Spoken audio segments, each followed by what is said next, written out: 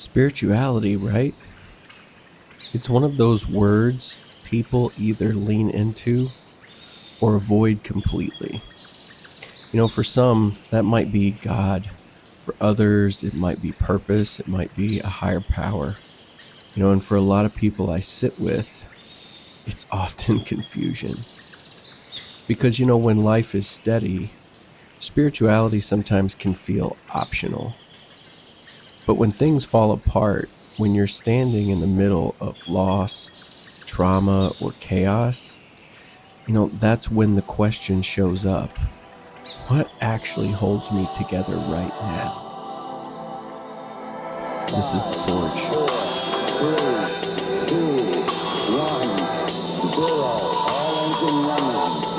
Liftoff. We have a liftoff.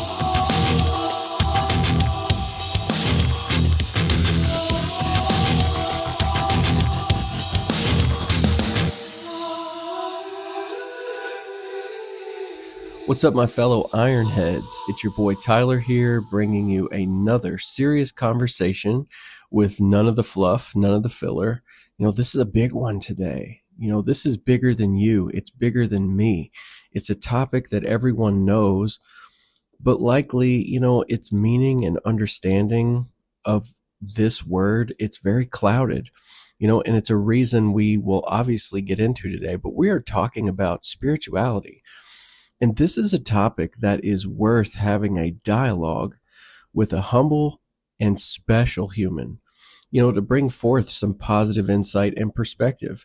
And that's all we ask for, right? Just some positive insight and perspective.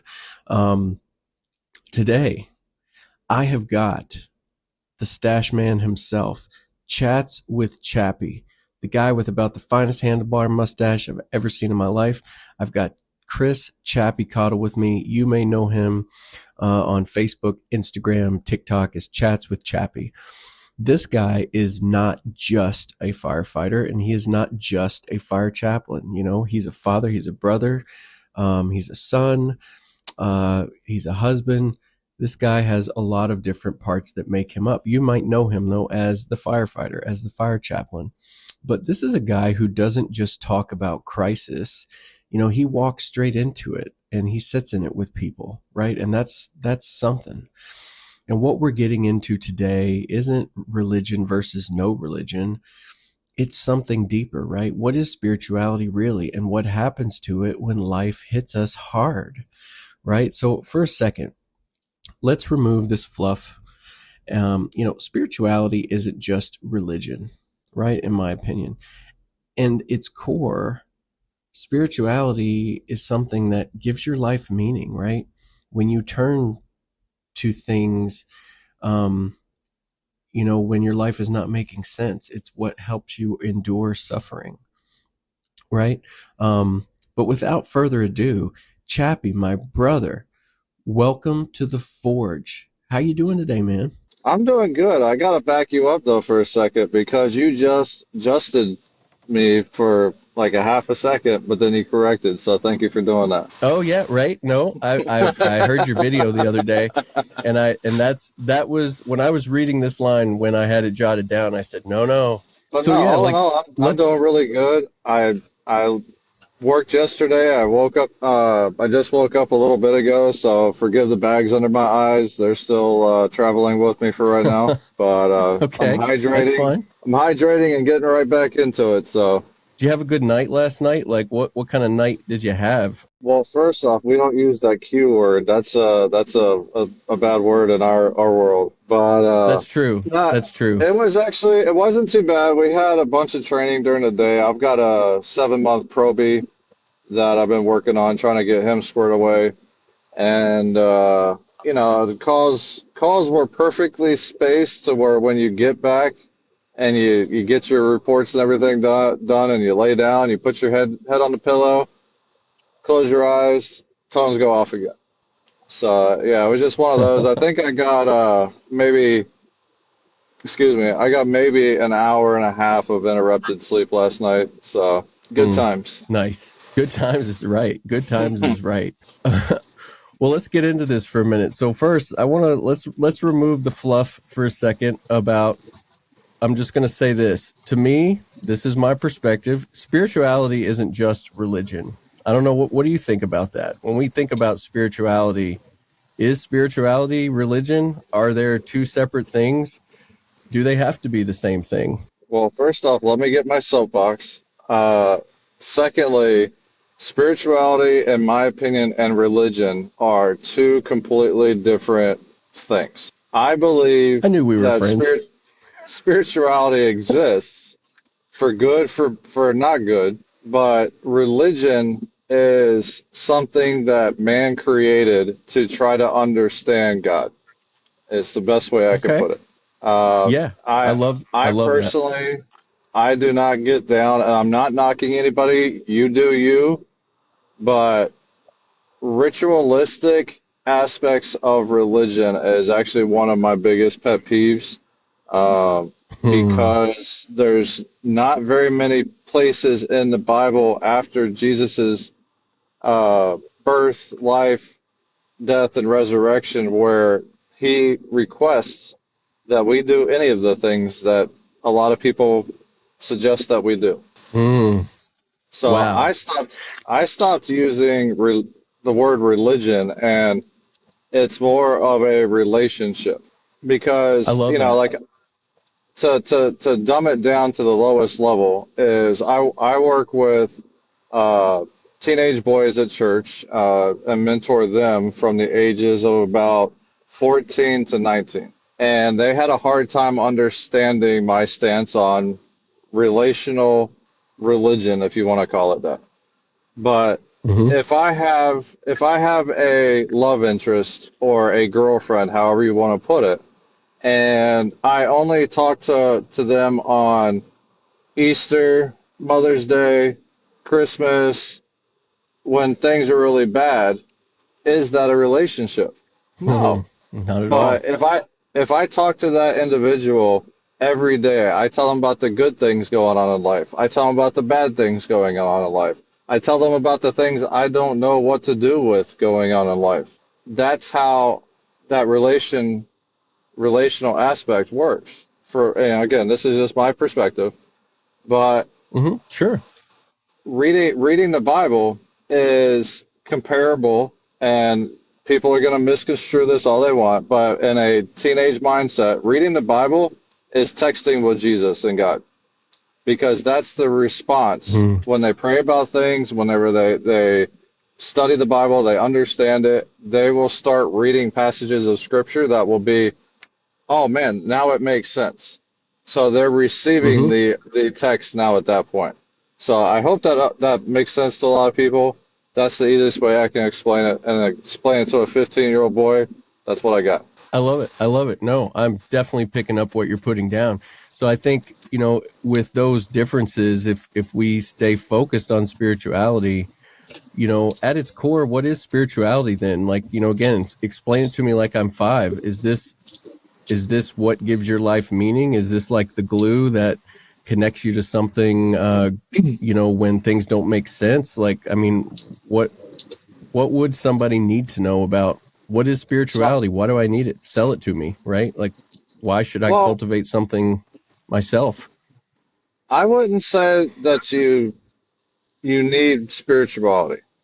I think it surrounds us. I think we are spirit-filled beings of where we Hmm. have a spirit of love, of uh, communal relationship, of intellect. Like we have all these aspects to ourselves.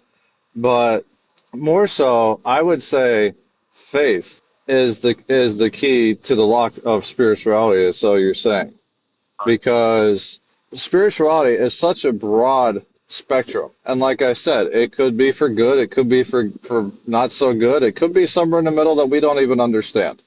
I'm not saying I have all the answers, but having faith in something, someone, that's what binds me. That's what gives me purpose. If you strip away every single thing that I have, I still have faith. I have faith that the things that I'm doing in life have purpose, meaning, and reason. And when Mm. When I look to God as a father, He doesn't want bad things for me, and He provides for me. So having faith in that, knowing that if God wants something to prosper for me or for His benefit, there's nothing I'm going to do to change that. It may take longer if I get involved. It may be much more bumpier if I get involved. But at the core of it, the things that I am supposed to do will eventually be the things that I am supposed to do. And my chaplaincy is exactly that. Yeah, before we started recording, we had a little conversation about this, right? And you said, yeah, it's a question you get all the time when people ask you like, why did you become a chaplain? And you explained it very eloquently that this was not maybe a traditional process for you. How it No, it sounded was to not. me was that it found you. I'll give you the crib notes on it. There was a guy who still is a lieutenant for the agency I work for, and he was a member of the safety team for the city administration. And he came to me and he goes, "Hey, we haven't had a chaplain for the fire department, and I want to build a program. You are the most spiritual guy I know. Would you mind helping me?" And I said, "Yeah, no problem." I don't know what chaplaincy looks like. I've now been in my career for 14 years and not experienced chaplaincy. But my father is a Southern Baptist preacher, or was. He's retired now. And he gave me a book, not even coincidentally. He gave me a book prior to this event, and I remembered that book. And so I went home and I opened up the book and I flipped to the back of it and I was trying to look for like the guy's business information. Like if you call this toll-free number, you can leave a message or whatever the case may be. But as I Mm-hmm. flip to the book, I get to the back and it goes, it's handwritten. It goes, "If you ever need anything, give me a call." And it had a phone number. So I call the phone number and I'm expecting to get an answering service or something like that. And it's this guy picks up the phone and goes, "Hey, this is Tommy. What can I do for you?" And the guy Mm-hmm. and it was Oh, wow. a book called Sirens at the Cross. And it was written by a man named Tommy Neiman. He's a firefighter, some rank down South Florida. And so I said, "Hey, I just got this dropped in my lap. I don't know what to do with it. Got any suggestions?" He goes, "Send me an email at this email and I'll get right back to you." He did. And we talked back and forth for a couple of weeks. But I took on designing this entire program for a clergy member, for a pastor or priest or whoever.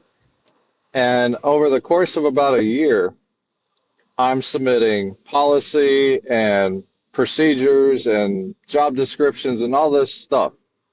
And I'm on my way to Tampa to a class. And current fire chief at that time, he texted me and he goes, "Congratulations." And I did that. I'm like, "Why are you congratulating me? I haven't done anything noteworthy Mm-hmm. recently." And he says, "You're the new fire chaplain." And I go, "Well, I can't be because you had to have 5 years in ministry. You had to have a theological degree. You had to be an upstanding citizen and meet all these qualifications."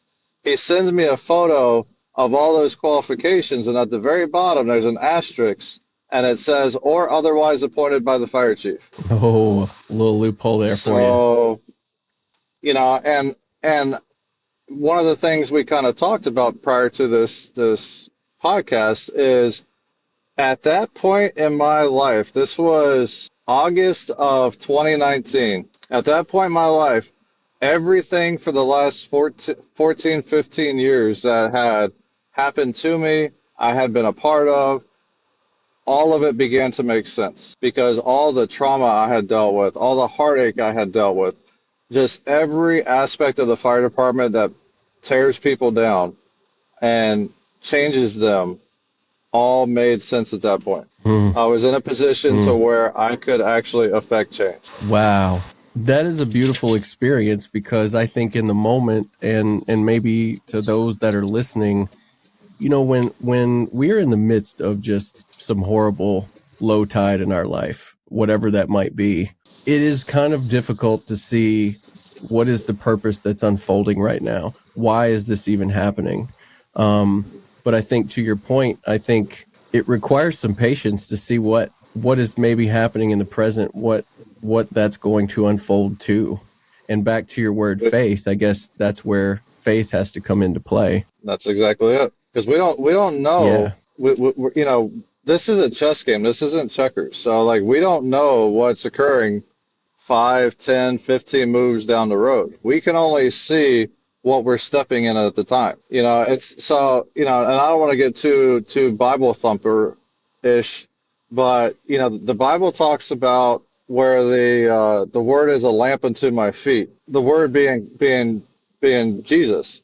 But if you go back and look at it from a archaeological standpoint, you know, like the oil lamps, kind of like, you know, if you want to look at Aladdin, the genie style lamps, they would have a small flame on the tip of that lamp, and they would hold it out in front of them, and it would only shine maybe 2-3 feet ahead. So whenever they're talking about that the word is a light unto my feet, that's where faith is the most crucial, because I can't see what's outside of that 3-foot radius.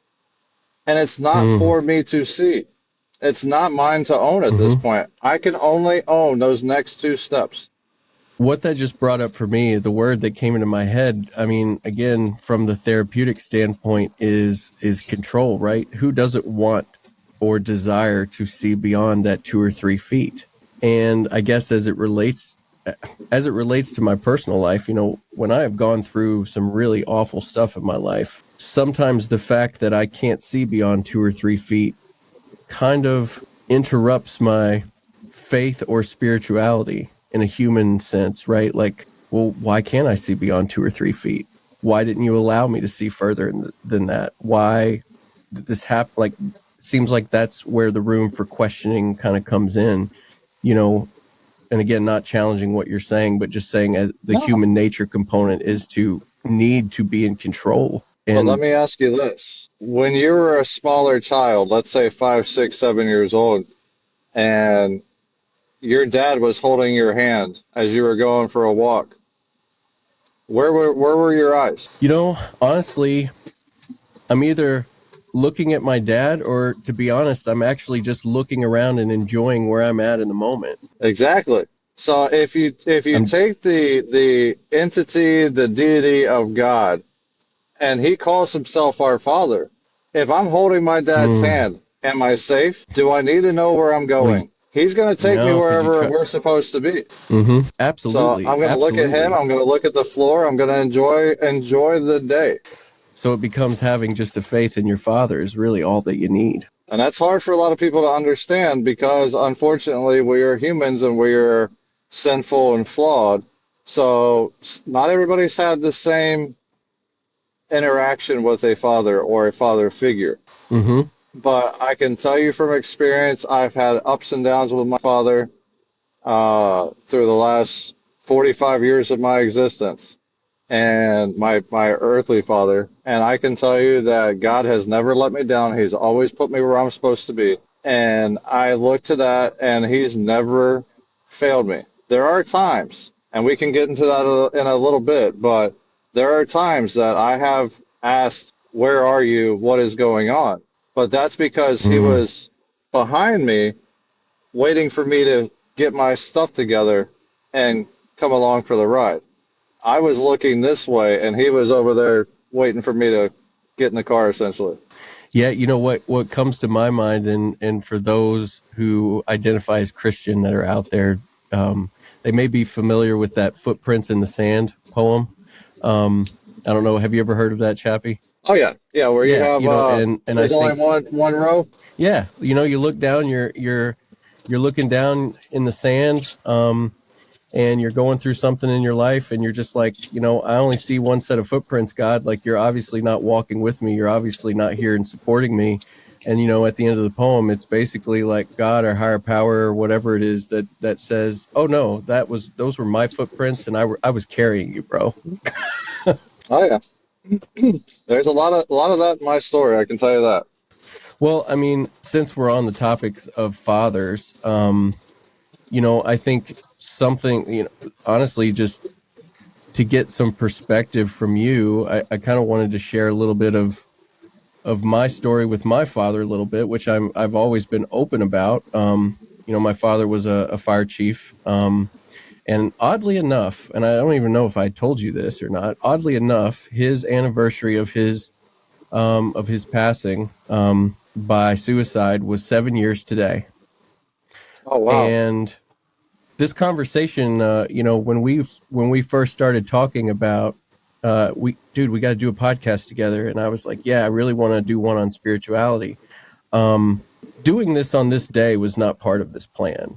Like, that was not something I had thought through and said, oh, I'm gonna, have this connection to this topic on the anniversary. It just kind of worked out that way. So again, I call those God winks, right? Like, that's a God wink in my life of being like, oh, wow, today is that day, and this is what's happening today. That's pretty awesome in my book. But yeah, my father, very, I guess, stereotypical blue collar worker, fireman. There was a time in my life where spirituality wasn't really comforting. It was very confronting.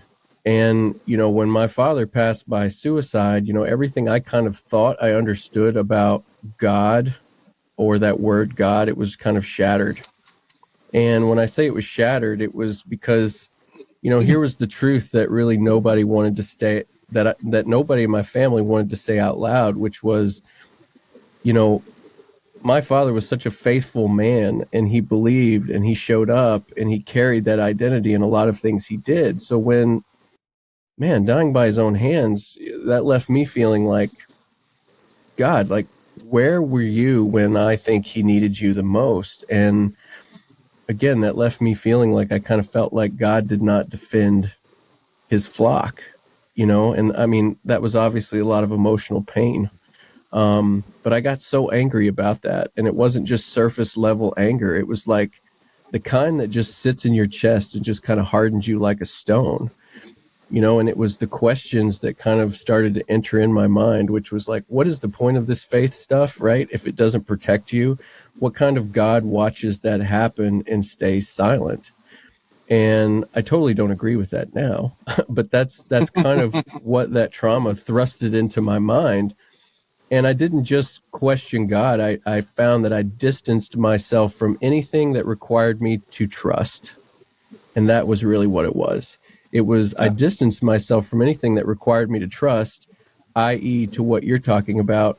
I distanced myself from things that required me to have faith. And I feel Yeah. like in this line of work for veterans and first responders, I don't know what you see out there on the front lines. I'd love to hear about it. But I certainly see and hear that a lot, where that dichotomy of, I am a faithful servant, but look what happened. And now why should I just follow you blindly? Like, I hear that a lot in a lot of conversations in vets and first responders. I'm curious about what you hear out there. How does those traumatic moments impact people's sense of faith, spirituality, belief? What does that look like? So I think I need to correct something you just said, though, is I don't think it's blindly following. Because if another man that looks like your father walked up next to you and took your hand and kept on walking, you're going to start to question what's going on. But Mm, when your dad walks back up and sticks his hand out, where are you going to go? You're not blindly following. You're following because you have a relationship. There's a authority with your father. So I mm-hmm. don't know if I would necessarily say that it's blindly following. It's trustful following, and I know that goes against kind of where you were at that point in your life. But I will say that from what I've seen, and I've experienced it myself, because I left the church when I was about 17, 18, 19, 20 years old. Um, I, growing up as a pastor's kid, I saw all the hypocrisy, not just some of it. I saw all the hypocrisy of people, the church, the identity of church and religion. And I'm like, why am I wasting my time with this? So I left. I was like, I washed my hands of it. I walked away. What I will tell you is the things that I have seen and the things that people have seen, felt, experienced in this line of work do one of two things. They either draw them closer or they push them farther away. And I think the key aspect to those, to which direction you go, is perspective and where your mind's at. If you are looking for negative, you're going to find negative. If you're looking with faith and positivity and gratitude, you're going to find those things. But there are too many coincidences in my career that should have never made sense and never happened. Like there are things that are timelines don't match up, that the physics don't line up. For instance, something as small as we were returning from a call, a fire alarm, so we already had all our gear on. And we're driving down the road, and it's early in the morning, maybe 6, 7 o'clock in the morning. And this person's driveway is saturated with water. And there's no sprinklers on, there's no nothing going on. It hasn't rained. So we stop. We're like, something's up, let's go check it out. So we were on this specific call. We go up, we knock on the door, a little old lady comes to the door, she's concerned. We explain what's going on. She opens the garage and everything is covered in soot. There is a classic car in the garage. There's all her belongings. Her husband had just passed away not too long prior to this.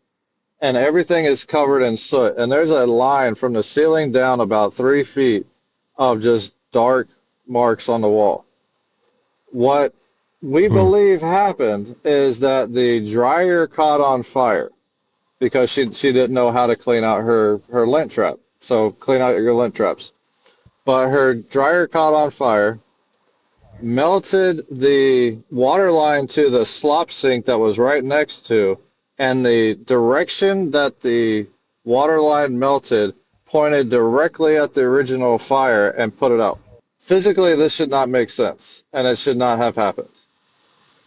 So there's a lot of things like that through my career, places we've been that we not necessarily, I don't want to say should have been, but events lined up too perfectly for us to be where we were supposed to be at the time we were supposed to be. So for me, it's drawn me back closer to, I began a new understanding of what my faith looks like. And for every single one of you that's going to say, I don't have faith, you're a liar. Folks, if you're enjoying the content so far, keep it locked. Coming very, very soon. It's still in the works. Not too much longer to have to wait. The Warrior's Manual is a manual that is being created for you, for me, a tool that sort of lines up with this podcast. It is 3 months, a weekly manual for you to get some grounding tools that actually work and function. There's prompts, there's quotes, things to help you forge a path ahead. It's not a self-help book per se. It's not some cheesy book filled with lots of psychobabble worksheets.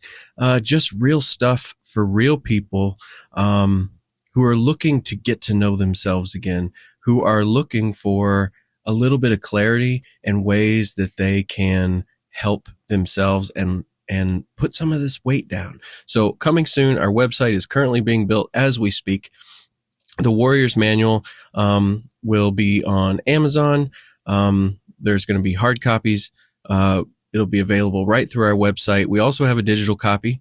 So for me personally, I love the hard copy. There's something about putting pen to paper that really is just very grounding. But for those of you, we have a digital copy that's going to be available. You can pull that right up on your phone, right up on your iPad, on your computer, and you can actually work through it in that sense too. So keep it locked. Definitely we'll have more information to come on the Warrior's Manual.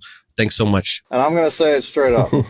Because when you walk into a restaurant, you sit down, you have faith in that chair or that booth or that seat that you just sat in.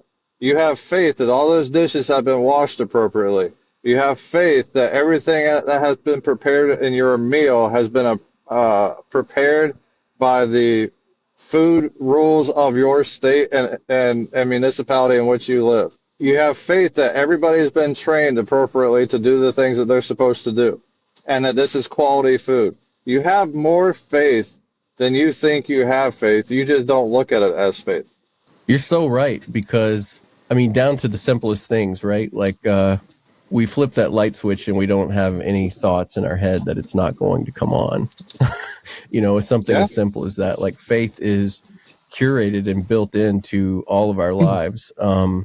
We're just not really acknowledging it, or not looking at it as faith. it's all perspective.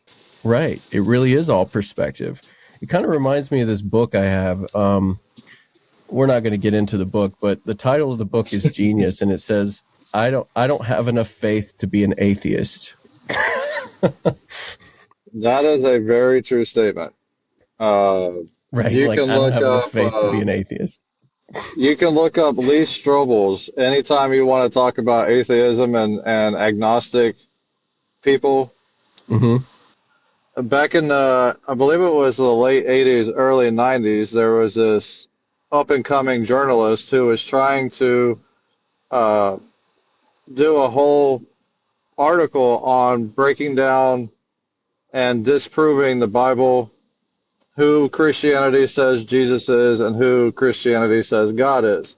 And this guy went through, I want to say it was like 3 to 5 years of deep research. And at the end of his whole journey, well, that specific journey, he wound up becoming a believer himself.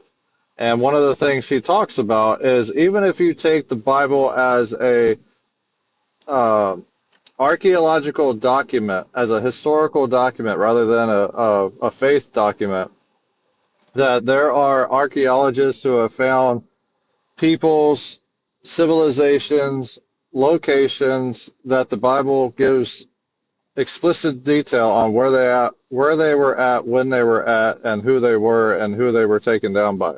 So there's a lot of Mm-hmm. stuff in the Bible itself about the history and the facts of where Jesus was, who he talked to prior to that, the whole exile and everything else that happened in the Bible.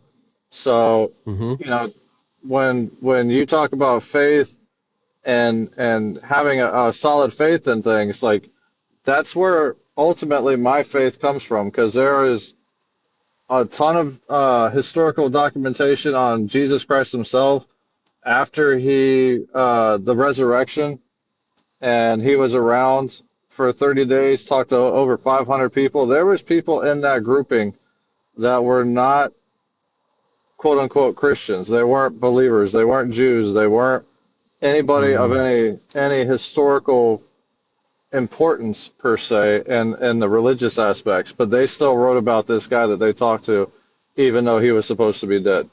You know, I'm going to pivot there because I'm going to take people back to the video that you posted the other day on Easter. And honestly, that changed so many things for me. It was such a simple video, but it wasn't simple. And you took it in a direction, and how I took it and what it meant for me was it was getting into the mindsets of the disciples, right? The disciples Oh on yeah. that Friday night, what they likely would have felt the next day, Hmm. on that Saturday, which is like my direction is likely gone. Um, what I thought I believed in is no longer here. I'm not saying that they didn't have faith during those dark couple days, Well, they were but human. You have as to them remember be that. right, they were human, and I'm sure that those thoughts crossed their mind. Um, but as you know, if we look at that as being a very traumatic moment for these disciples, right? My leader, everything that I put my faith and trust in, everything that I likely believe in very strongly, and now I'm reckoning with the idea that that Jesus is gone, and what does that mean for me? This questioning everything as I think about people who have been exposed to traumas, who have been exposed to grief and loss, where their world is kind of shattered. Have you seen moments where strong believers kind of completely lose their connection with their faith and with God? Because I know you said it goes either way, but in those moments, like, Oh yeah. I, how have s- you seen that unfold yourself? I still have people that I constantly talk to on a regular basis. And some of them will have quote unquote theological religious conversations with me, and some will refuse to. And Mm-hmm. a lot of it boils down to, um, I would say the kind of what you went through. And not to take anything away from your experience, but a lot of people go through this God took somebody from me, Mm-hmm. and they hold God responsible. And if you look at it as a control thing, like what you were talking about originally, is that person is in my life and I want to hold on to them as long as I can. But what does that Mm, ultimately sound like? That's mm, selfishness. They're not yours. absolutely. No, So and they never were. exactly. So for me, it took a lot. I've had a lot of loss in my life, and it's not more than anybody else, and it's not comparative. But I've had a lot of loss in my life, and I had to come to grips with these people were never mine. They were Mm, a gift that were their time in my life was a gift that was given to me. The experiences I had with them was a gift given to me. Their mentorship, their words of encouragement, whatever that person poured into your life, that was a gift. They're not there for the long haul. Most people, most friends, most family are not going to be there for the entirety of your life. So, whenever you're given a gift, it typically holds a lot more significance than something that you find or you buy yourself. If I have something that mm, I adore because it was given to me by somebody special, I'm going to cherish it more, but we don't do that with people themselves. mm. It's so true. It's so true.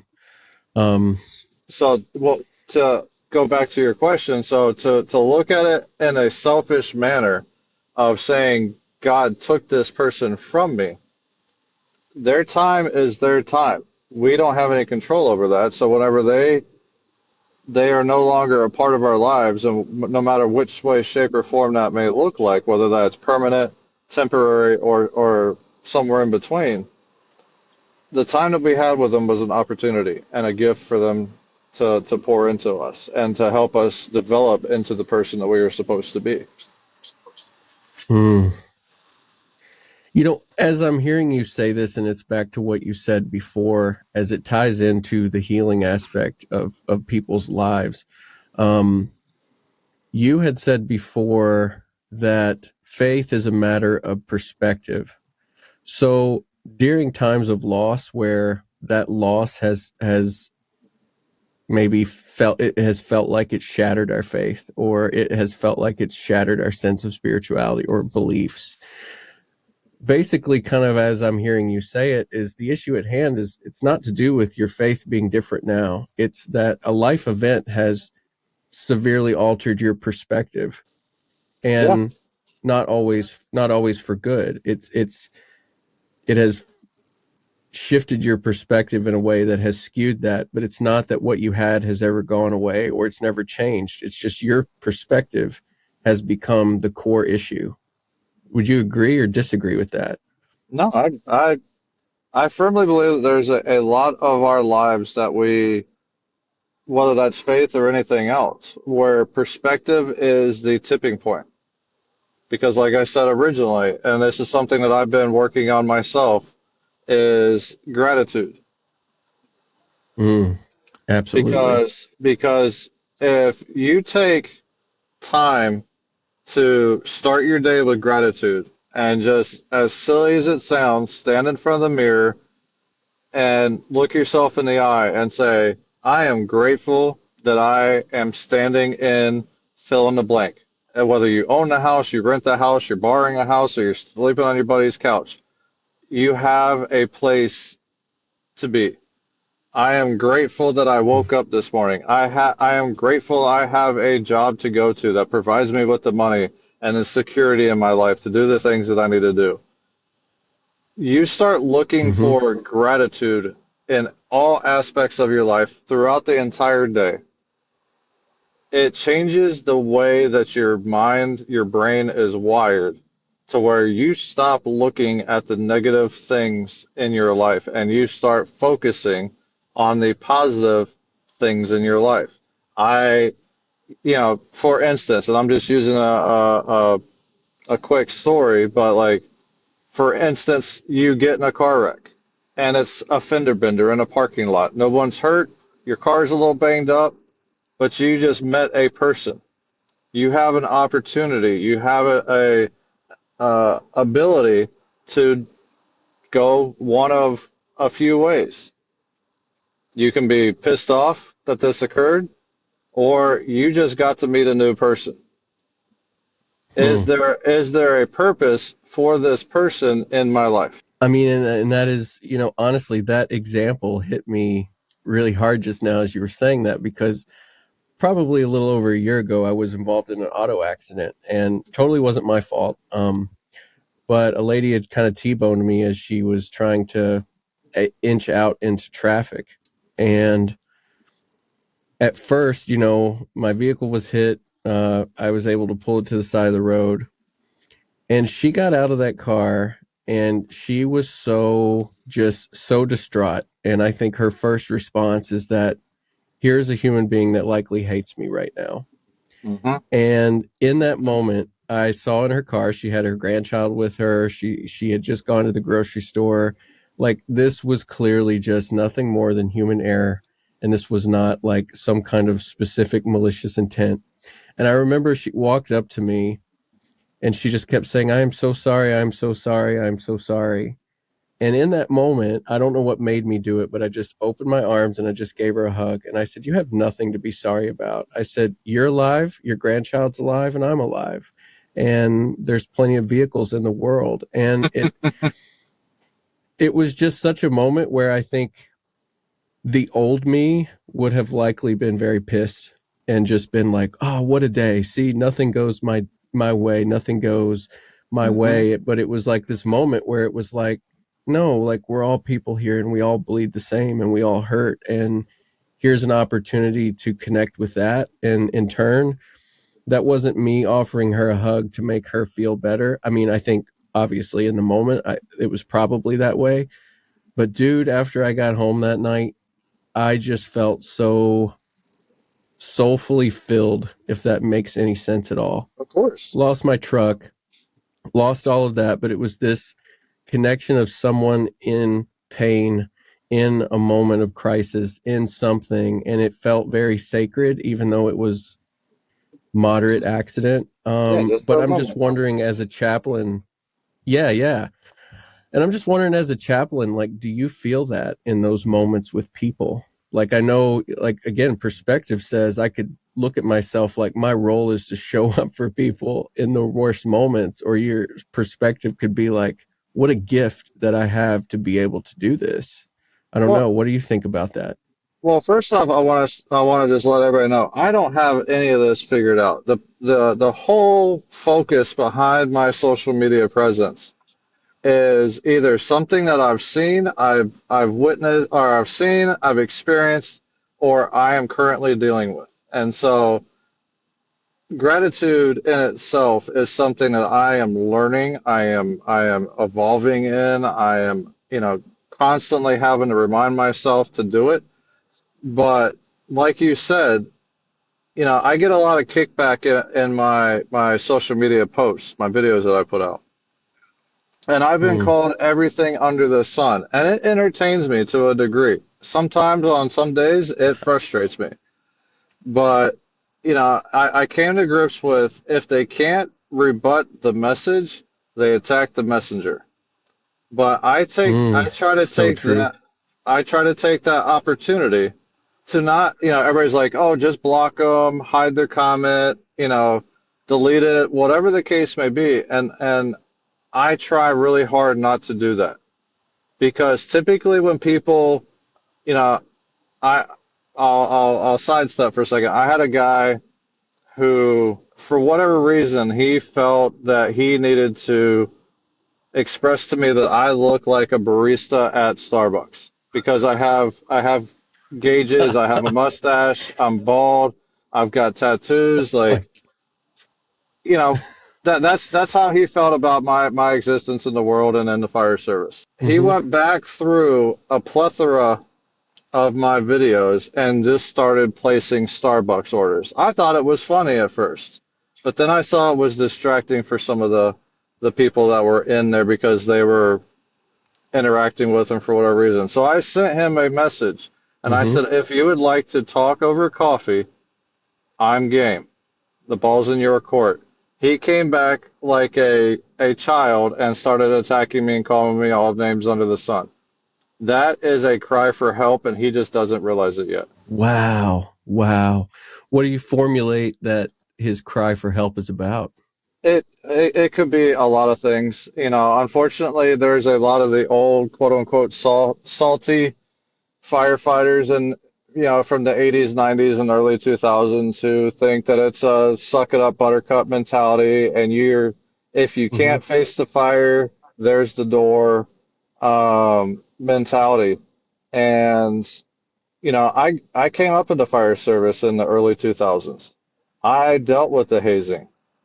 I dealt with the suck it up buttercup mentality.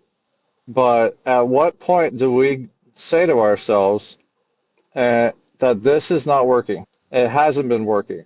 Our suicide limit or our suicide numbers outweigh our line of duty death numbers throughout the country.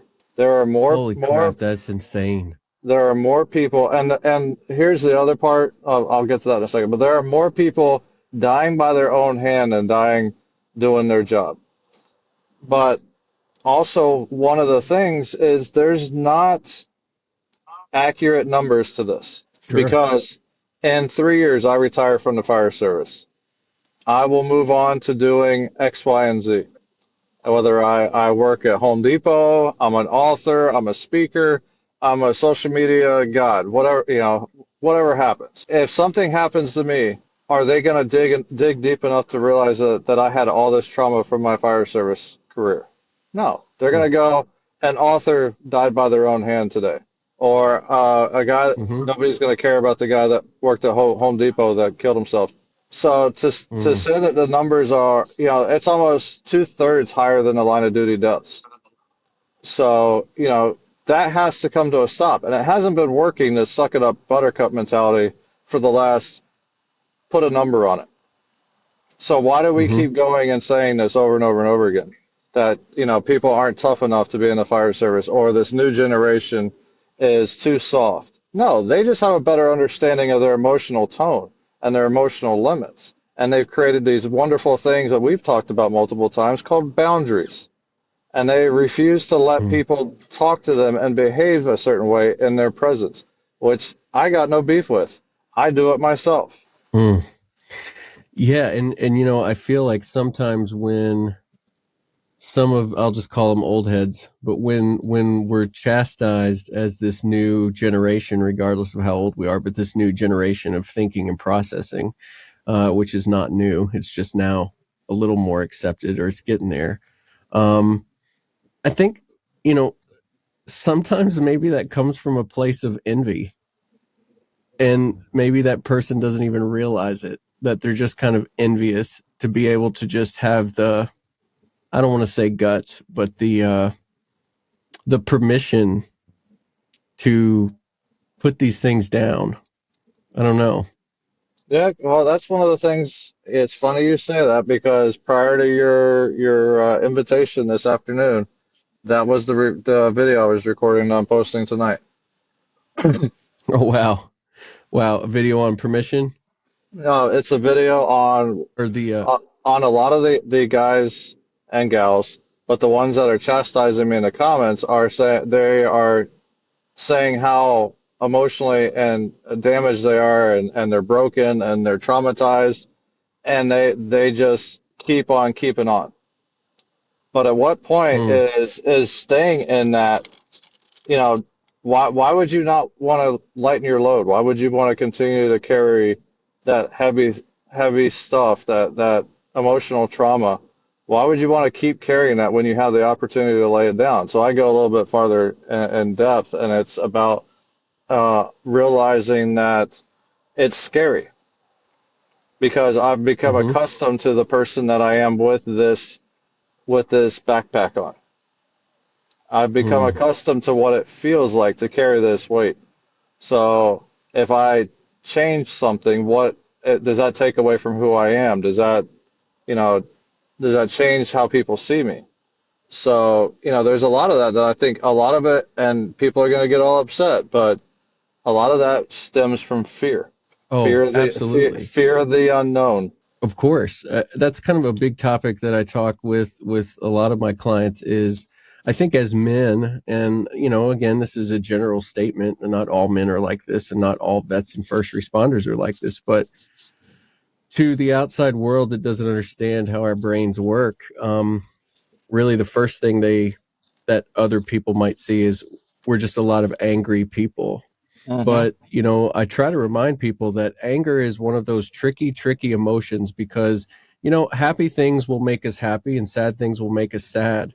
But anger is usually cultivated from additional emotions. I'm not saying that things can't make us angry, but if we really sit and think about the time when we were angry, angry is cultivated from hurt, shame, guilt, Hmm. um, frustration. Like anger is always in the passenger seat of the car, it's never It's driving the typical. car. I refer to um, it as a secondary emotion. It's yeah, secondary to something. it's always secondary to something. Um, and I don't know, like anger has become such this identity piece for some people that, and truthfully, I had a psychologist tell me one time, um, she works with vets and first responders, in different types of modalities of therapy, like psilocybin treatments and things. And she said to me one time, she said, I don't know if you've seen this when you practice, but she said, do you know that anger is one of the primary emotional ways that men actually show up to vocalize pain for themselves? And I was like, I never really thought about it like that, but yes, like anger is a way that sometimes we show up for ourselves because we don't trust any other way, or we just want to be seen and heard. I don't know. It was interesting though. Well, so have you ever considered the thought process that uh, I, I'll speak an example. So let's say you have a little boy and a little girl. We, as a society, teach the little girl that it's okay to cry. We teach Mm-hmm. her what her emotions are. This little boy in the past has been taught men don't cry, men don't talk about those things, men don't, men don't. And what does that boy aspire to be? He aspires to be a man, like the example that he may or may not have going on in his life.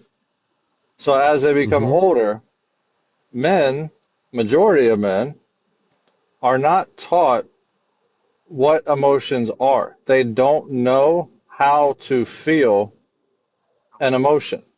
They don't know how to express an emotion. And it came down to the point where I work with a group called the First Responder Project. They're primarily here in Florida, but uh, I'll have to see if she's okay with me releasing her name or not. But she puts on 4 retreats a year, tries to do like a couple of symposiums with keynote speaker and breakout classes and all that kind of stuff. And I teach classes under her foundation, and I teach at her retreats.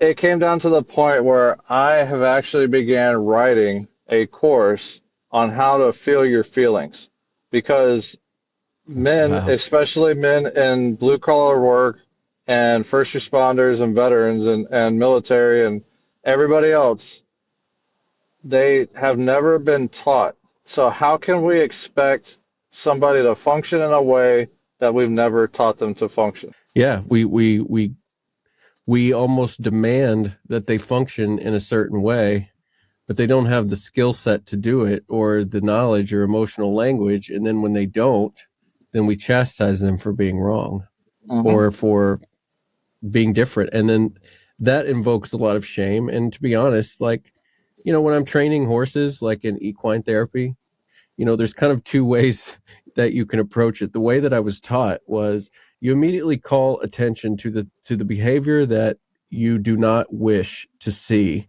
and you not really punish, but you just bring that to the animal's attention, right?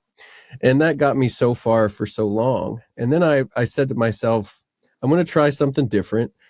When I'm working with a horse, now what I'm going to do is that if the negative behavior or the less ideal behavior that I don't want to see, as long as it's not harmful, I'm going to let that slide a little bit. But what I'm really going to do is I'm going to throw this animal the biggest party when they do exactly what I was expecting of them, or when they do something that is what is trying to be demonstrated and taught.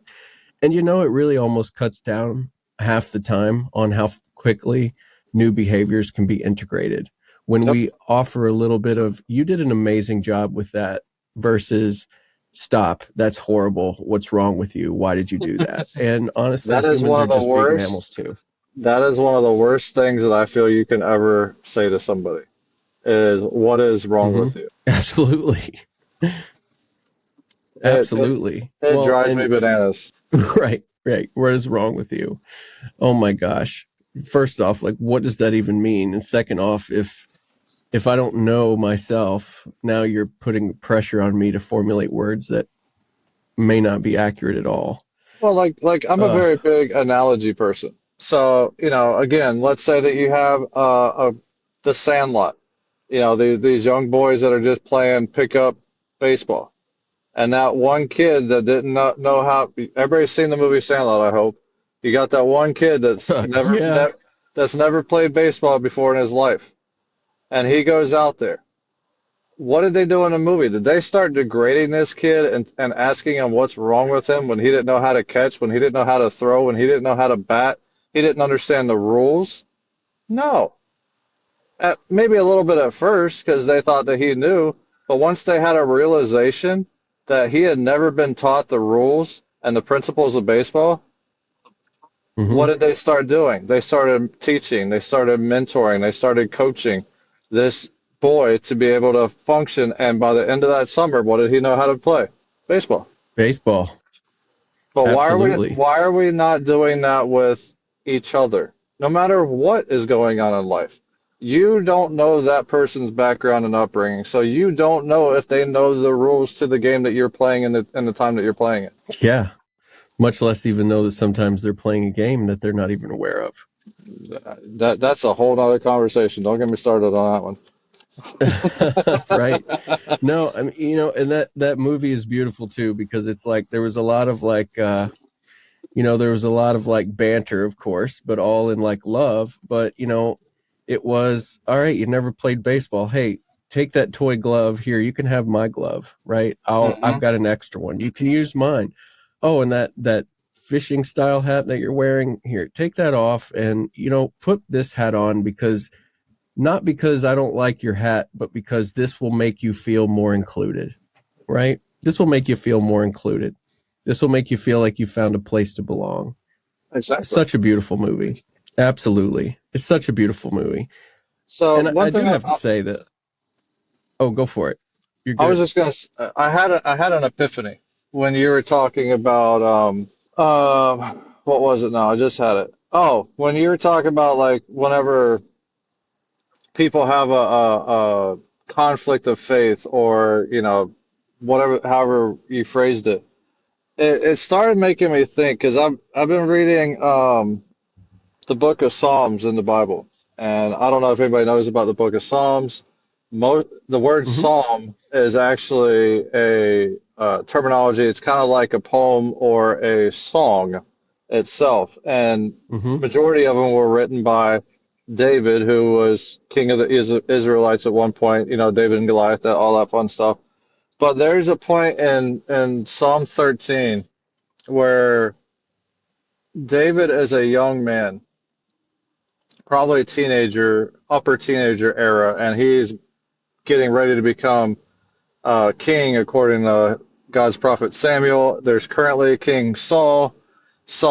Wants to continue to be king, and so he sets out to kill David. Well, David and Saul's son are buddies. So, you know, that's a whole other aspect of that. But Saul is continually trying to kill and chase down with an army uh, and kill David. David is hiding in a cave and he is feeling alone, truly alone. And he has doubt. And he cries out to God and says, "How long, O Lord, will you forgive Mm-hmm. me or forget me forever? How long will you hide your face from me?" So there's a point in the Bible, once David is king, where God, through a prophet, tells David that he is a man after his own heart. So how can a man after God's own heart have doubt and question God? We do it all, you Mm-hmm. know, like, and I believe that that's okay to have a little bit of your faith shaken, but how you respond is going to determine if your faith gets stronger or if you just don't put in the effort and the work and just walk away from it completely. You know, because Mm-hmm. anytime you're doing something that matters, you're going to invest and you're going to put maximum amount of time into it. So if I question, why is my dad doing this, or why is my car not starting? Do I just throw my car away, or do No I way. figure, or do I figure it out, or hire a mechanic, or whatever the case may be, to replace the starter or the spark plugs or whatever is going on in my car, and I continue on about my business? Doubt is okay Mm-hmm. if it's done with the right heart and mindset. And I think there's a lot of Mm. people who go through doubt. They have an issue with their faith or the issue with spirituality, religion, and they just, I don't know what the answer is, so I'm done with this. Mm. Yeah. Could be a little bit of avoidance there. Um, well, and I think as that applies to mental health, I mean, we're talking about faith and spirituality. And if I get to a point where what I have what I have thought this to be for so long is now shaken and now this is all confusing for me. I mean, honestly, that's well, do I put in a little bit of work to get a little more clarity and understanding, or do I just bail? And Hmm. I think to your point about like choosing to enter into a healing space, whether that be therapy, whether that be spiritual healing, anything, you really do have two choices. And really, the core of the choice is, am I going to be brave enough to face what I don't understand with the idea that clarity is going to come from this? Or am I just going to like chastise all of it because it ain't, once I accept this is a problem I have, then I have the responsibility to try to work on it. And that Oh, that you is have the fear. That's responsibility. fear based, right? Right. Like if I acknowledge that I have a problem, then that doesn't just mean that I have a problem. That means that now I have a responsibility to figure this problem out. And I think that is where most people lose it right there, which is You like, can't oh, you can't if see I me say this out aggressively loud. shaking my head or nodding my head.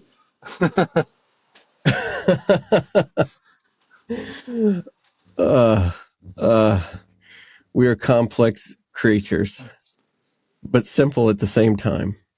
Yeah, very. Yeah, absolutely.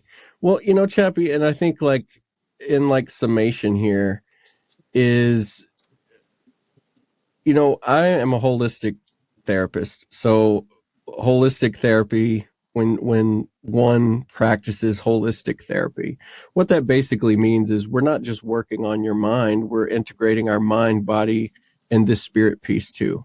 Hmm. Those are three major pillars that kind of work to the greater good of everything.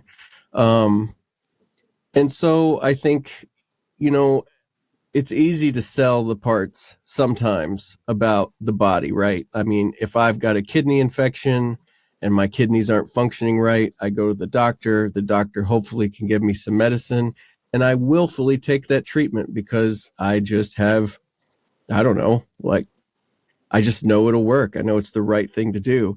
As we start to trickle into the mind part of it, where it's like, okay, first off, not all the things that happen between our ears is a matter of willpower, or it's not a matter of will. It's there is some things happening there, but there's some processing that needs to happen to kind of help untangle all these parts. But then I find when we step into the spirituality piece, where either someone has a very shaky foundation of faith, spirituality, religious identity, whatever that is that they connect with.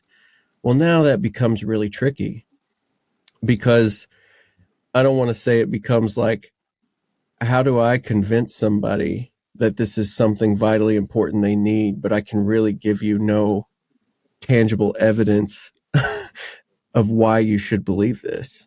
Well, let me Um, ask you this question. Why do you breathe? What happens? What it's happens when? created to. No, what happens when you take a breath? Take the spirituality and the religion out. What happens when you take a breath? There's an oxygen exchange in your alveoli inside your Mm-hmm, lungs. Between your blood carries all the old worn out blood that's full of carbon dioxide. It exchanges it for oxygen and cycles back through your blood. And this happens regularly throughout your system. Can you mm-hmm. tangibly see air? No, not at all. Do do you require it for existence? Absolutely. So what's the difference? Well, you got most people probably listening to this. I'm totally in support of that statement and that perspective, but yeah, how can you argue with that? But How can you argue with that? there's too many people who they take a cop out, and we are created to be a communal being with people. As much as a lot of firefighters don't like people and military people don't like people, because we've had our fill of people, and we've been treated Mm-hmm, poorly by people. But we are, whether you are one of my favorite things in the world, not to experience, but the aftermath, trauma bonding. I have trauma bonded with quite a few people who they will probably be my best friends until the day that I'm buried in the ground. And mm, there's nothing in the yeah. world that's going to change that relationship. But we go through life, and we deal with all these things, and we take the cop out of, well, I don't need this or I don't need that. And I personally believe your spiritual relationship is just as important as every breath that I have taken during this conversation. Yeah, because without it, what really is there? Yeah, if you want to go on like a whole nother philosophical journey, where do you get your morals from? Who says that it's Mm, it's it's not, it's a bad thing to harm somebody or to kill somebody or to do all these unspeakable things to people? Morality comes from the Bible, no matter how people want to shake it out. That's where it comes from. It comes from God, or else there's no reason hmm. for anything. So, Right. It comes, yeah, absolutely. And what if what if there is someone out there listening right now that word God causes causes some kind of upheaval in their belief, right? Like, and mhm. what, doesn't apply to me, but what if the word God complicates things for people? What then? So again, going back to creation, is we were created to be a part of God, just like Eve was created to be a part of Adam. She was taken, Mm-hmm. if you believe it or not, I don't really care. I'm explaining something here. But, Sure. when God created Eve, according to the Bible, he took a rib. He did not take a foot bone. He did not take a vertebrae. So she doesn't need to be beneath his feet, and she doesn't need to stand beside him or behind him. He took a rib so that Mm-hmm. she stood behind him. And one of the things that people overlook about the rib is a protection of my vital organs. So Wow. my wife is who I go to protect my vitality. It's a Hmm. place where I can go and feel safe. So whenever we look at creation, we look at, somebody has they get upset or triggered or whatever terminology you want to use about God.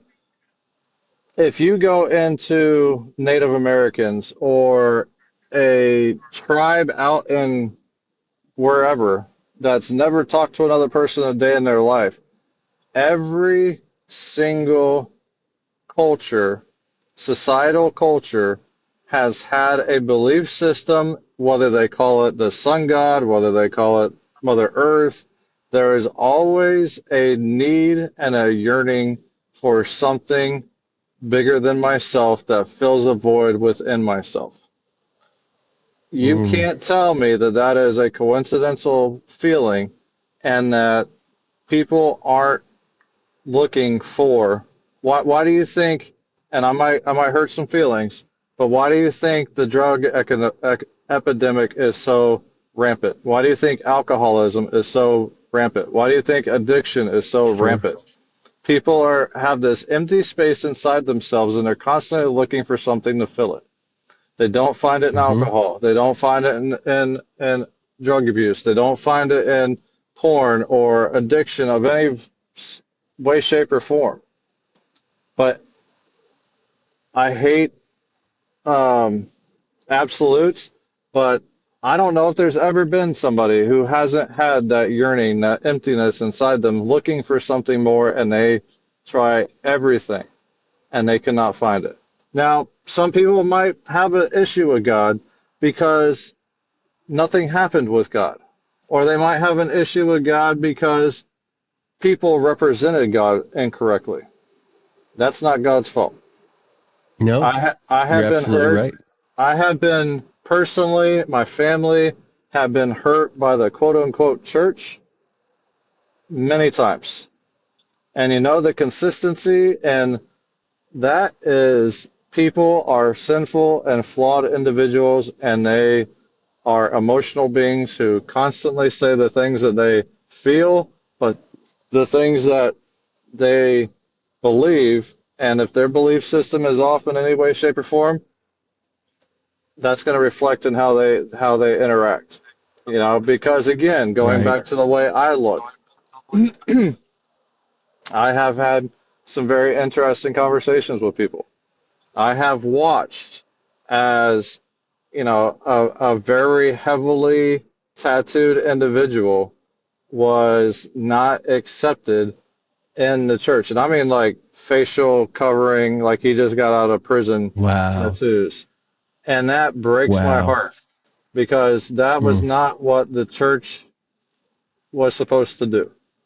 And unfortunately, people are going to get hurt by people mentally, emotionally, physically.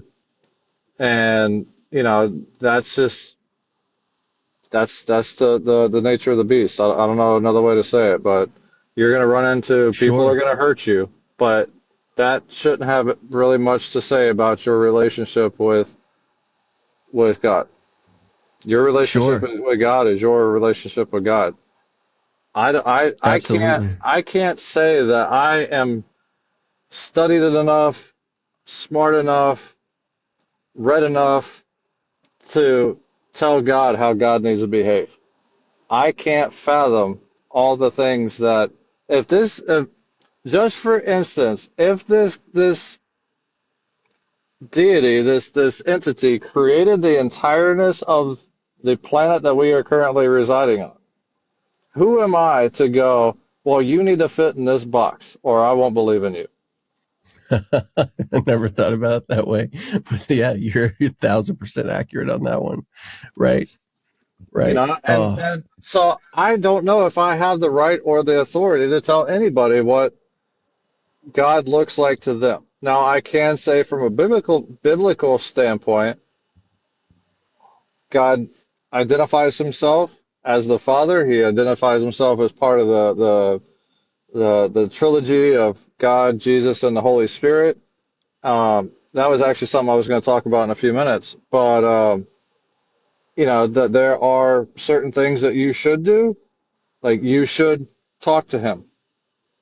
I'm not saying you got to mhm. sacrifice animals and all that stuff. Like that's old news. But you still have to have a relationship with him. You have to Sure. accept him. You have to what's the word I'm looking for? You have to say the things that you have to repent whenever you screw up, whenever you do the things that you know you're not supposed to do. You have to acknowledge. And there's this word that a lot of people don't like, but take responsibility for the things that you say and do Mm, and express those things to God. So, you know, there are some things that He asks you to do. You know, you should. I did a thing on this the other day about the proselytizing. I don't know if you remember that one, but absolutely. those are the things that I feel I need to be doing, and those are the things that I feel I don't need to be doing. Hmm. And I can't tell anybody because I'm not smart enough, I've not lived long enough, and I'm not God. So I'll leave it at that.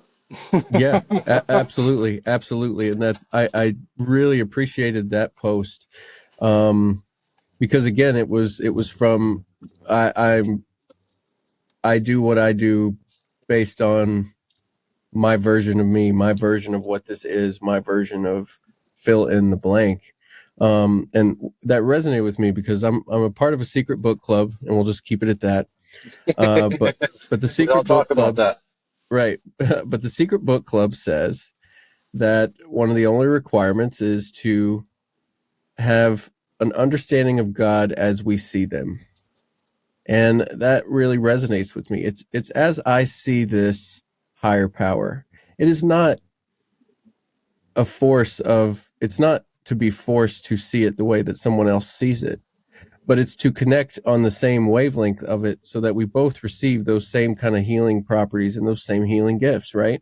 As simple as, the way that I see it versus the way someone else see it. If that both moves our needle so that we are a part of a healthier, happier, more grounded, more loving, connected community, then who cares what you see versus what I see in some aspects? Yeah, and I want to be real careful how we phrase that because like that can be a real slippery slope. Yeah, And for sure. and What what and what are you thinking about that? well, you know, it's like the new language of my truth and your truth.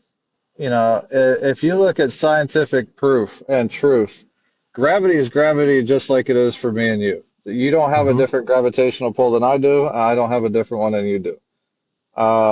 So, you know, to say that, I'm not putting words in your mouth. I'm just, No, no, go for it. we have to be careful on how we express our relationship with God. And that's why I defer, I try to stay away from religion, um, Hmm. because religion is going to fail you. Sure, absolutely. You know, so, and then forgive me, I'm running on about 3.5 hours of sleep at this point. I'm trying to find the word, but You're good. essentially we have to be very cognizant and very careful about how we express, you know, saying that, you know, a higher power is my higher power, your higher power. And again, this is my own belief system. I'm not forcing anything on anybody, but No, go to for it. to say that, you know, my higher power is this.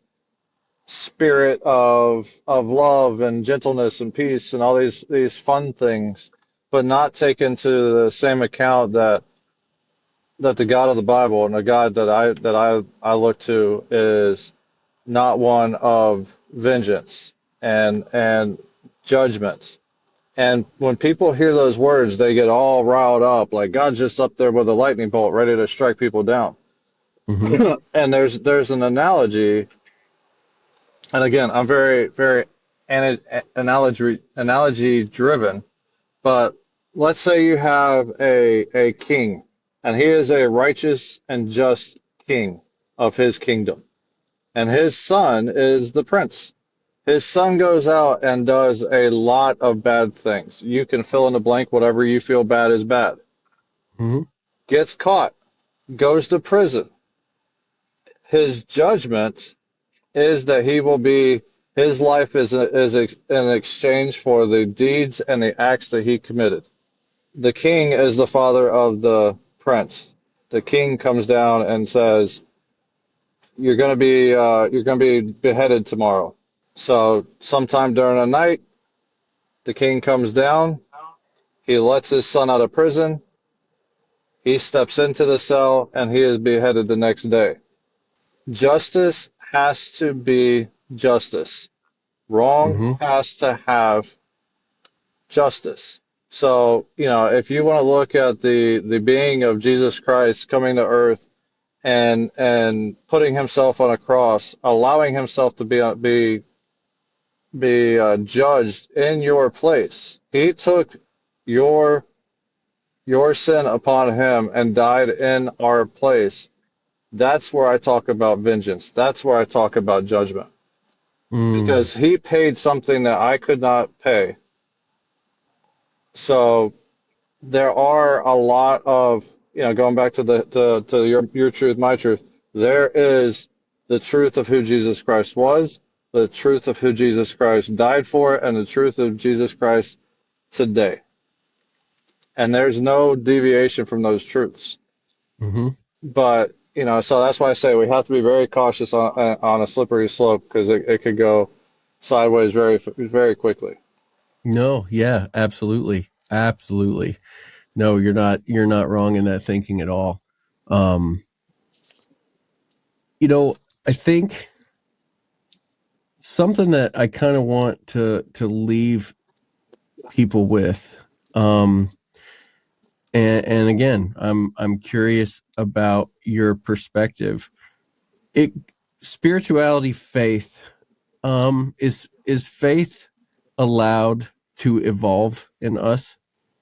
And then that might not make any sense at all, and I can try to I'm trying to reword wrap that. my brain around that one. So, Give me an example. How about yeah, absolutely. So, I'm trying to think of, imagine, okay, imagine yourself learning to swim for the first time, right? And maybe you're in that shallow end of the pool and you can touch your toes to the ground and you kind of start kicking and swimming and that feels pretty good. And then you kind of learn to trust yourself there, and then you go a little bit further out and you're like, oh, this worked out pretty good, but I'm going to kind of go back to the rail a little bit. And then slowly you just kind of find yourself putting yourself out there in the deep end and not really thinking that, not acknowledging that something could go wrong, but having enough faith in yourself in this scenario that that? it's probably going to be okay. So when I look at it like that, faith Yeah. and spirituality for I, someone new to this or someone who has lost theirs and trying to regain it, is it okay to give ourselves permission to let that evolve? oh, of course. I don't care what thing you're doing, whether you're doing something mentally, emotionally, physically, you have to start somewhere. And Mm-hmm. typically you start small. So, you're going to, as your, for this discussion, your faith journey is just that. It's a journey. You know, I'm doing a 5K next weekend, next Saturday. And I did it last year. And It's the Tunnels to Towers 5K. I don't know if you know the background on that at all. Yeah. But why don't you remind the people that maybe don't So know what it's about? So the thimble analogy or the thimble story is during 9/11, there was a firefighter. I don't recall his name off the top of my head. He was going home and all the trade tower stuff started to happen. He had his gear with him, but traffic was so jammed up that he could not turn his car around to go back to work because he wanted to help. So this young man left his vehicle, put all his gear on, his helmet, his jacket, his boots and pants, and he moved with purpose back towards his fire station, which was, they say, again, it is what it is, but they say approximately 5 miles Wow. to get back to where he, or three Wow. miles, whatever it was. There was a significant distance from where he was to where he was trying to get, and this young man carried his gear not in his arms but on his body. So I took that as a representation of what he did last year, and this is no bragging on my part. I put my full structure gear on, minus my helmet, and I put on sneakers because my boots hurt my feet after a while of wearing them. And I did a 5K wearing that gear. I did not run. I walked. Hmm. Is that okay for my first time wearing gear doing a 5K? I've never done a 5K a day in my life. Is that Oh okay man, for me to walk it? you better believe it. So this year I'm doing the 5K. Sneakers, boots, or sneakers, pants, jacket, and I'm gonna go do it again. My time last year was like 102. I don't remember the exact number, so we'll start with 102. If I come in at 53, 53 minutes instead of 62 minutes, or yeah, 62 minutes, um, did I have improvement? Hmm. So, Most definitely. so that I believe that's how your faith works. We have to challenge ourselves a little bit. We have to read more. We have to learn more. We have to consume more to understand more, to go, okay, where is my faith now? Hmm. Where is my reasoning? Where is my thought process? It's just like for me, I find, and this is a little side note, I try to read my Bible at least 3 to 5 times a week. It doesn't always Hmm. work out that way. Life doesn't always allow it, but I Right. try. That's the intention you set, anyways, Correct. regardless. Now, I can read the same verse this year that I read last year, or last time I read that same verse. But my life has changed. My life has continued to move in a forward direction. That same verse that I read today might have a different meaning and a different tone and a different understanding as it did when I read it the first time, however long ago you want to put on that time frame. Oh my gosh, absolutely. Absolutely. Well, you're So, different. You're well, I am different. different. You're not even the same person that you were Exactly. yesterday, the day before. Your perspectives, and I think I love what you're saying here, and I want to just say this because I know I'll forget it. But I think that is an excellent summation for someone struggling with faith in times of crisis. Is what this crisis is giving you. It's not taking away something that is there. What it's giving you is perspective. It's for better or for worse. Our traumas and our struggles are giving us a new sense of perspective of life. And backing up to what you said before, we can allow that perspective to go one of two ways. One, let our faith, our spirituality go out the window, or two, say, what does this mean to me now with this newfound perspective? How does it Hmm. help it grow in a different way? Right? Like that's kind of what I'm hearing from you. Yeah, that's exactly it. And I think a lot of our emotional and mental health has to deal with human connection, Mm-hmm. and I think a lot of our faith has to do with perspective. And it sounds like we're starting to wind down. But one of the things I wanted to point out to anybody who's listening is everybody for the most part has a cell phone. So if you get stuck in a jam and you want to, so actually, let me back up a second. Hmm. Have you noticed, and this is something that's been on my mind the past few weeks. Have you noticed, whether you believe or you're not a believer, that whenever things go sideways in life, what is one of the first things that people say out loud? Mm. Or they see something horrific, or they experience something that's trying or traumatizing. But one of the Hmm. first things people say is, "Oh God." Huh, yeah. Oh my God. Yeah. And I'm trying to wrap my mind around right now why that is, and I think I know why it is, but I'm going to go deeper because I have to understand how this whole situation goes by. But the second part of that is one of the verses that I hold on to is Romans 8, chapter 8, verse 26. If anybody wants to Google it, knock yourself out. But it talks about how when we don't know what to pray, the Holy Spirit intercedes for us. And I love this part with groanings too deep for words. Mm. So when we don't know what to pray and we just make noise, God knows what we got going on. And the Holy Spirit steps in and goes, "Hey, God," taps him on the shoulder. You got to listen to this one. Wow. Wow. You know that, yeah, I brought it up right now.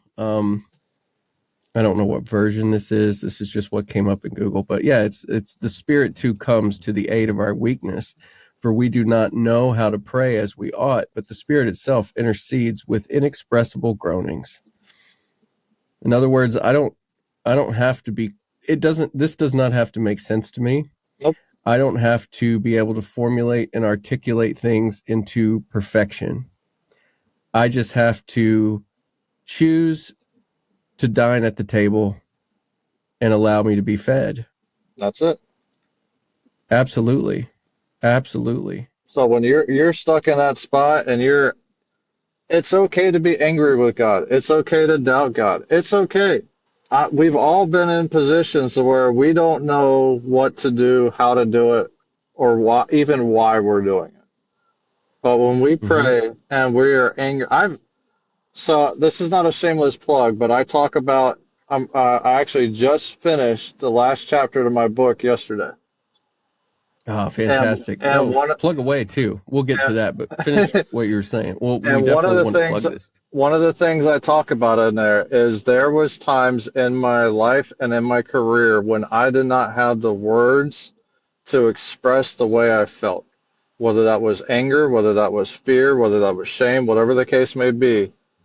But I humbled myself and I said, God, I don't know even what to say, but this is what I've got. And if it was that's what I can give him. Mm-hmm. And he's got me. He knows exactly what I'm feeling. The individual or the being that created me to be the thing that I am knows how I work. He understands all the inner workings of my brain, of my body, and my function. Mm-hmm. So if I let out a groan because that's all I've got to express, he knows what I got going on. Oh my gosh. And I don't mean to like bring down the powerfulness of what you're talking about, but what just entered my mind, and for people that don't know, um, I have a thing for animals, big time. Animals have been healing to me. So in my household, I have 10 rescue rabbits. Um, they're rescued. They bring me a lot of peace and joy. They bring my wife and I a lot of peace and joy. To that point, Chappie, not saying that I'm God. That's not what I'm saying. But as a shepherd to this flock of 10 animals that I have, there are times where am I am so connected to these animals because I study them. I know how they think and feel. I know how they move. I know how they react. There's been times that I knew that they were likely getting ill before they ever even recognized it themselves.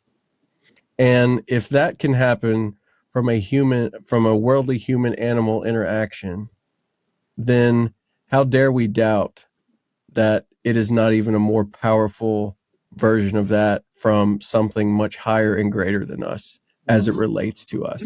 No, you're not taking away from it at all. I think, however, and that's why I work in analogies so frequently, Mm-hmm. is because I try to break it down, not thinking that anybody is lesser, but I try to break it down to where anybody can understand what the point I'm trying to get across is. Because I'm not, honestly, I get paid to drive fast and break things. That is my job. I love it. For the last 23 years, that has been my existence, is to drive fast and break things. I am not a collegiate individual, Mm-hmm. so I have to break it down to where it's something that I may be talking to you, but I'm breaking it down to where I fully understand what I'm trying to say. Sure. And Absolutely. by using an analogy like that, no, that's not a degradation of what I said at all. Cool. Cool. Yeah, because I'm kind of the same way. Like when it comes to, as they say in Trailer Park Boys, the book learnings. Um, I have to put things in ways that make sense to me as I see it, and if I can connect with that, then that is the translational piece I need for something that is, quite honestly, usually far beyond my level of just comprehension.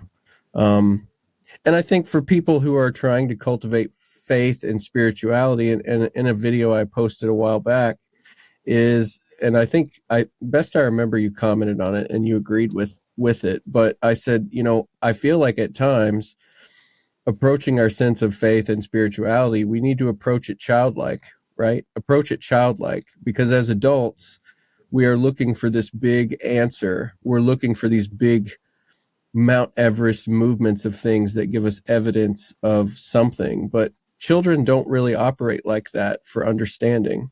It's actually quite simple for them. I did something, it makes me happy. I did something, I feel safe. It's a very childlike kind of thing. And I think as adults, we don't give ourselves permission to tap into that childlike version of understanding, Well, which I'll even is, I'll even take it a step forward. Is one, the Bible says that we should have a childlike faith. But mm, two, when you give a child anything that has moving parts, the first thing that they go to is curiosity. What mm, if I turn this, what happens? If I push this button, what happens? If I pull this thing off of there, what happens? If we started looking at aspects of our lives with curiosity and aspects of our emotions and our mental health and our spiritual well-being with a childlike curiosity of what happens if, mm-hmm. there's no telling. Oh, I mean, yeah, the sky's really the limit, you know, and yeah, to your point, as kids, I mean, I certainly did that. My dad's old fire radio that needed new crystals and they got upgraded. He was like, "Hey, you can have this and play with it and you want." What's the first thing I did? I got all these little screwdrivers and took it apart, and then it was junk. But there was never this emphasis on, like, don't do this, you'll screw up. It Mhm. was, do what you need to do and have fun with it and explore it. And even if it's not functional anymore, you're going to learn something about it, or you're going to learn what not to do. You're going to learn where to go. Yep. That's, I mean, that goes into a whole other topic of that. Obviously, man, I feel like you and I could just talk all night, and I know that's not possible. Which I love it. I love it. I said, as soon as you got on, as soon as I was like, this is going to happen, I said, this is going to be Joe Rogan style. We're just going to let it fly. And if it becomes 2 hours, it becomes 2 hours. I don't care. But anyways, it's kind of diving into this idea of regret. where when we look back on our past actions, behaviors, the way that we've thought, the way that we've treated people, I hear that time and time again, especially when we dive into like moral injury, this idea of regret. And I know that's a very real thing, and I'm not diminishing the power of moral injury. But I think that if we started to view regret as not an emotion or not a feeling state that is there to chastise us, it is actually a signal that we should recognize as saying, you've learned from something. Because if you don't have if regret doesn't exist, then you likely have not learned anything. Your perspective has likely not shifted. And that's exactly where I was about to jump in is, as I'm sitting here in my Jeep in my driveway, I'm staring out the window because my ADHD kicked in and I have to focus on something so I can listen to what you're saying. Right? The thing that I happen to look at because I live here in the state of Florida is a palm tree. And what you're talking about is growth. Mm-hmm. And as I'm looking at this palm tree, all I see is the scars and the broken or the rough texture on the outside and the wounds that it has as it has gone to probably 30 feet from the ground. But there is nothing smooth about that palm tree. As it grows, it outgrows its bark and it starts to crack and it grows new bark. As it grows, it gets taller and all the scars, it fills and it heals till now it's towering probably 10 feet above my house. And without those scars, man, it wouldn't have grown into what it is now, what you're looking at right now. Yeah. So, I fully agree with what you're saying about, that everything it's again, emotional growth is painful. It's scary. Mental growth is painful and it's scary. Physical growth. You remember being a kid and your knees hurting, your hands hurting, your neck hurting Oh, because you're oh growing. yeah, my knees used to lock up all the time. So all these things, they all are based in growth. And going back to what you said about the evolution of faith, everything is about growing in that thing and Mm-hmm. understanding where you lie in that thing. So we may as well throw this idea that this is a process that doesn't stop until we likely no longer have a breath in our body. It's a constant process, whether we're 8 or 80 or 90 or 100. Hmm. There's probably never a finish to this. It's always a refinement. I would take the probably out of it. I would say definitively it is a process that's going to continue until the day that you die.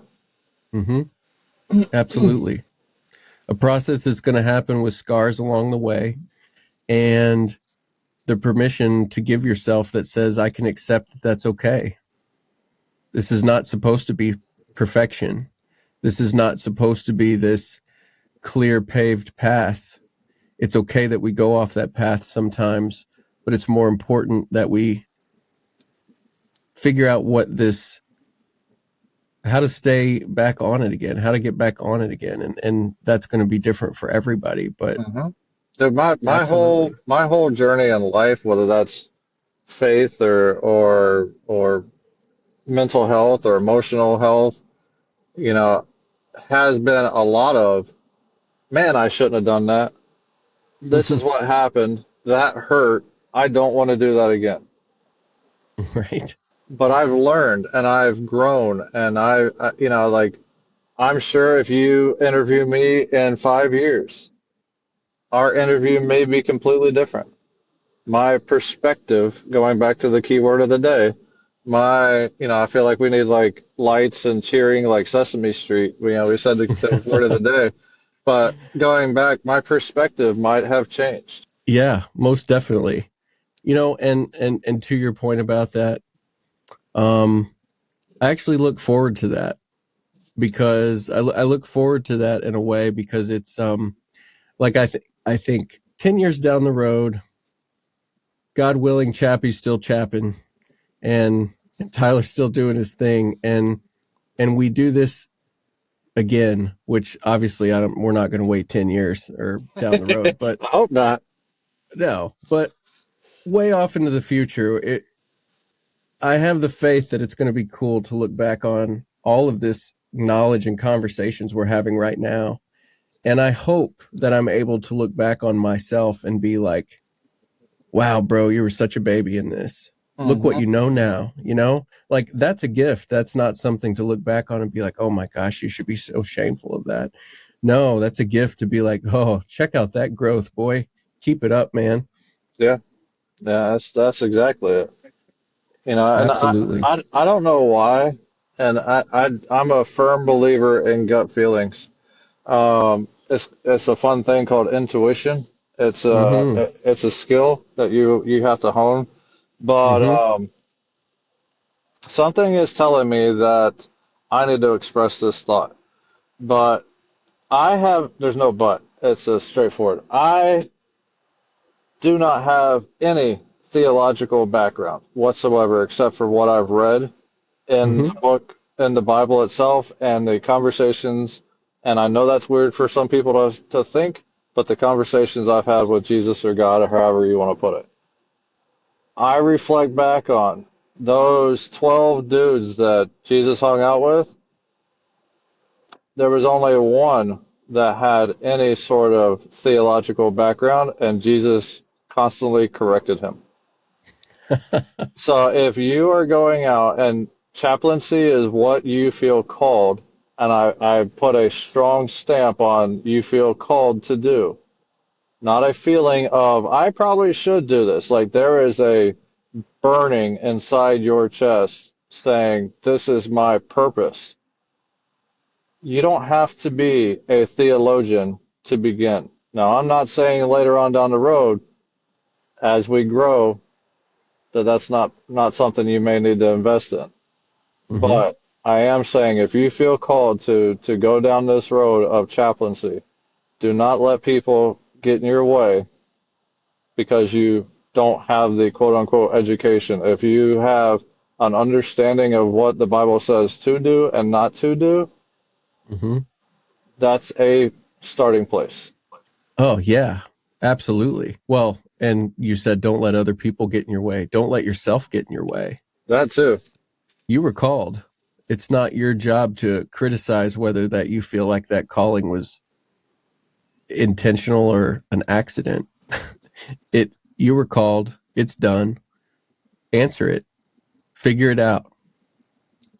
You know, majority of my, I don't even know if I want to say my, but majority of the uh, program that I oversee is when somebody's in a jam, emotionally or mentally, my job is to go sit with them and comfort them and simply be a presence.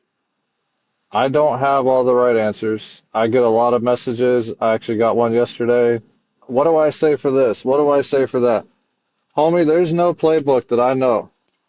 Mm-hmm. I go and I sit there. If you need a shoulder to cry on, I got two. If you need somebody to sit there and put an arm around you, I've got two. And I will sit there as long as I feel like I need to sit there with you until I can no longer sit there and something needs to be done. Mm. But that is the entirety of what I do because, like I said in the beginning, I went from 2002 until probably, I want to say 2018, with no chaplain whatsoever.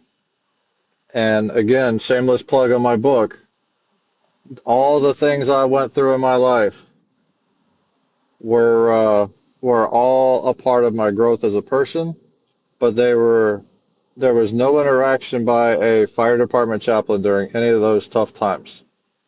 So I had to create a program for what did Chris need whenever he went through this? What did Chris need when he went through this? Because during that time when I went through it, and I'm not looking for pity, but when that time I went through it, I was alone. I was by myself. It was me, my thoughts, and a little bit of faith.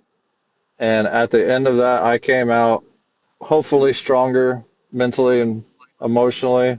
But at the end of it, that is what I do for others, is I look at them in their situation and put myself, how did I feel? What was I thinking? What was I going through? And I just go and I give the best hugs. I will tell you that. I don't doubt it, man. I But don't doubt it. what did I need in that situation? And that's all I provide. That's and I think that we as humans complicate what healing is, or what it can be. Let me say that, what it can be. And in those moments, I don't know. I don't think there's anything greater than that connection. I don't think there's no words that's greater than that connection. That's a pretty valuable place to be for yourself. Well, For for I'll give your listeners a little nugget. Maybe even you. Do you know about the Disney hug? No, Disney So, hug. yes. So I would encourage you to dive a little deeper into this. But a Disney Okay. hug is when a Disney costumed character is hired. They are instructed when a child comes up and gives them a hug, they are not allowed to let go of that hug until the child lets go first. Get out. Oh my gosh. That Which is which that caused a study, from what I understand, a study to be done, and it turned into what I affectionately, no pun intended, refer to as the 20-second hug. Because after 20 seconds of chest to chest, arms around, hugging, there is a release of dopamine and serotonin in your brain. And when I hug people, you can say whatever you want, but when I hug people, I wait. And sometimes it's uncomfortable, but I wait until I can feel their body relax, mhm. because they've gotten that hit of dopamine and they've gotten that hit of serotonin, and now they are in a position to where they can listen. That is mind blowing to me. It's almost like we were created a specific way for a specific purpose. Absolutely. I mean, absolutely. 100%. 100% agree on that. I think that our gifts as humans, I don't even think we know a fraction of our capabilities and our influence on each other. I think we tap into what we know on the surface, but I think it's vast. It's vast. I think Yeah. that way with nature. I think that way with animals. You know, I, I don't know. There was what the heck? I'm going to go on this tangent really quick. Um, so there was something I was studying the other day. It's about sound. It's called sound healing. And what sound healing is, some people way smarter than myself out in Berkeley, California, have come to a realization that certain parts of our body resonate at a certain Hmm. hertz frequency. Yep. So our lymphatic system, our heart, our lungs, our kidneys, all parts of us, our brain, our mind, everything, it has its own resonating frequency. And the thought is that when there is disorder in those systems, likely the first thing that they have noticed is that yes, these systems are gravitating away from their homeostatic resonating frequency, their baseline. And as I dove into that further, um, they're obviously working on treatments that essentially give people sound baths, sound on the right baseline frequency. As I dove into that further, I thought to myself, I wonder what, like, just nature, like just going into the woods, just going into the forest, just going to the beach, like, I wonder what that and just natural resonating frequency is, right? And come to find out, those resonating frequencies are very, very close to the baseline of our mind. Very, very close. And I'm not someone that just believes in coincidences. I think the chances of that happening has to be astronomically low. Um, so then that leads me to the faith piece, right? Is, well, this was part of a much greater, something much greater than myself created this, right? Sitting in my backyard, hearing some birds chirp, and then me being the little geeky scientist and like, oh, I wonder what the frequency is of that. Oh, what do you know? You That's know what? pretty close. You know what's That's pretty wild? close to the frequency of my heart, right? Wild. You know what's wild is when you started talking about frequency, and I'm not making this up. I wish you could hear it. There is a bird sitting on the surround right next to my AC unit, probably 10 feet away, just singing his heart out. Oh, get out of here. That's amazing. I am not even joking. That's amazing. It's little things like that, and it's little things like that. Like, for example, me as a human throughout this podcast, I've been nothing but comfortable talking with you. I mean, you're one of the greatest people I've ever spoken with. It's very comforting to have conversations with you. Don't tell But the Melissa human, I won't just skip over that part. that. I will cut that out. But obviously the doubt comes up into my mind where as a human, I want this podcast to resonate with people. So then, the gears start churning. I hope this is going to work out okay. I hope that this is enough. I hope I've done my homework enough to make this beneficial. I hope Chappy's having a good time. But then to hear you say that, I go back to the God wink thing and I'm like, well, look at that. That's just a reminder that this has led us to a place where this is exactly where it needs to be. Because if anything had changed, a direction in conversation, had we not had the digital Uh-huh. glitches, that experience would not have happened, and you wouldn't have been able to share that with me, and other people wouldn't have been able to listen to it. So that's not just a bird, right? That is a reminder that we're exactly where we need to be. Exactly where we need to be. I'm telling you, if you look for, it's all about perspective. If you look for the things that make you upset, you're gonna find them. Mm-hmm. If you look for the things that are gonna bring you peace, you're gonna find them. Mm-hmm. And if you if Absolutely. and I am a firm believer, if anyone is not a believer, but I am a firm believer that if you call God out and you say, "Make yourself apparent to me," you better make sure you're ready for the answer.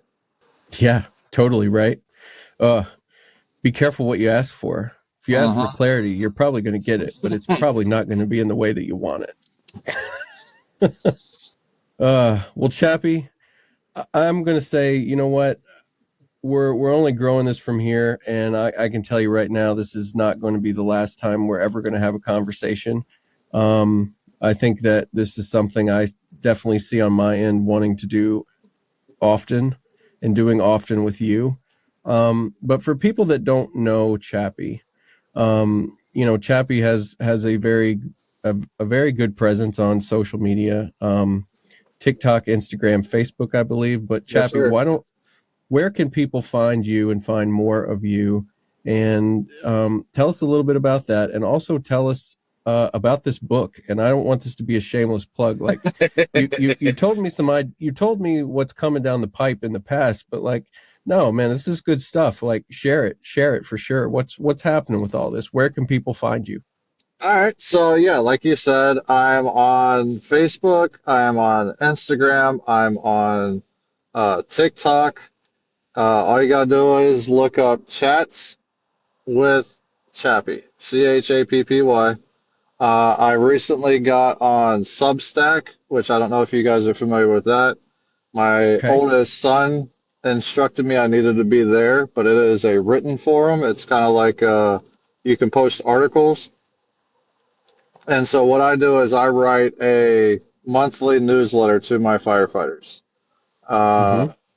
I pretty much do the same thing with what I do here and on social media, where my again, my job is not to force God down your throat, but I try to find other ways to communicate the same message without forcing my belief system onto you. If you have questions and you want to talk to me about it, that is perfectly fine.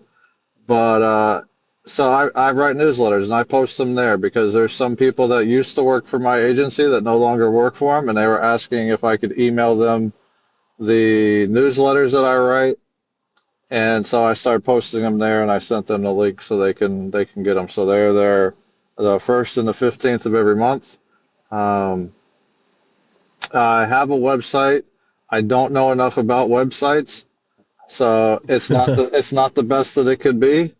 Hmm. Um, but like everything else, I'm growing, I'm learning, I'm trying, and so maybe one day it will be. I've Cool. also, like I said, yesterday I just put the finishing touches. I have to go back through and read one more time because I'm a perfectionist.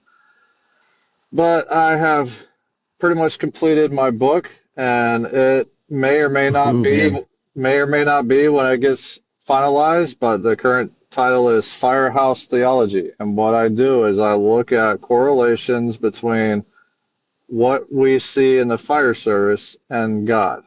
So, for instance, Wow. when we talk Wow. about the brotherhood, for those of you that don't know, the brotherhood encompasses both the brothers and the sisters, but it is a Hmm. communal entity that is supposed to be based on support. If you put ding, ding, ding, your faith in the brotherhood, you will be let down at some point. But the brotherhood Mm. itself is not a bad thing. Hmm. And I also talk about purpose and earning your worth, which is something that's typically done in the fire service, EMS, law enforcement, the military. You have to earn your keep, earn your worth. But I correlate that with God. It's already been paid. Hmm. You don't have to earn anything from God. And so there's a lot of correlations. It's 13 chapters. There's resources in there if you are stuck in a bad spot. So those are the things I've been working on. I've also got a journal that I'm working on putting out for first responders, veterans, because Hmm. we're all kind of in the same world. But it's a 30-day journal. I tried to find a median Cool. between 28 and 31. So Hmm. 30 sounded good. But yeah, so I'm always moving, I'm always hustling, I'm always thinking. So there's always something coming out. I just got to figure out how to get it out. Oh, And man. Absolutely. at this point my career and this point in my life, I don't, and this is not cliche and this is not hokey. I do not want anyone to walk that dark path alone because I've done it and it sucks, and I refuse to let somebody do it. Amen. Amen to that. I'll tell you. It, uh, I tell you, because yeah, kind of like the Forge, we talk a lot about what this is. It's, no fluff, no filler conversations. At its core, the mission is that no one should die alone. No one should die by their own hands. Hmm. Period. No one should walk that dark path alone. No one should carry that weight by themselves. And period. The end. Now, I will preface that this has been on my heart recently is I cannot, it's not that I won't, it's I cannot be your personal chaplain. I don't have the bandwidth, I don't have the ability, and Mm-hmm. it's a disservice to you. I'm okay with listening, so don't get me wrong. If you want to send me a message, I will listen and I will try to respond. But Mm-hmm. sometimes it's not the thing you want to hear because I'm going to tell you straight. But Sure. also, if you're somewhere in your mental spiritual dynamic that I cannot do anything for you, I will tell you that. And I will Mm-hmm. tell you, you need to go find somebody that you can look in the eye, that you can sit across the chair to chair from, and be real with. Right. Because Right. I do not want to do that disservice to you to make you feel like you are that person. or that I'm that person. I cannot physically be that person for you, but I will listen anytime as best I can. Absolutely. Absolutely. No, and I think that is a very, very important message, especially for those of us who do put, mental health content or just general life content out there. I mean, I agree with you, Chappie, 100%. I would give nothing more in the world to be able to have the capacity to be that for whoever. But Hmm. I'm a human being, and that's not realistic, and it's dangerous. Yeah. It's I've dangerous. actually had two emotional breakdowns trying to be that for somebody else, Hmm. and I deserve better, and you deserve better. Correct. Correct. Absolutely. Yeah. Anything that people send, trust me, it's read.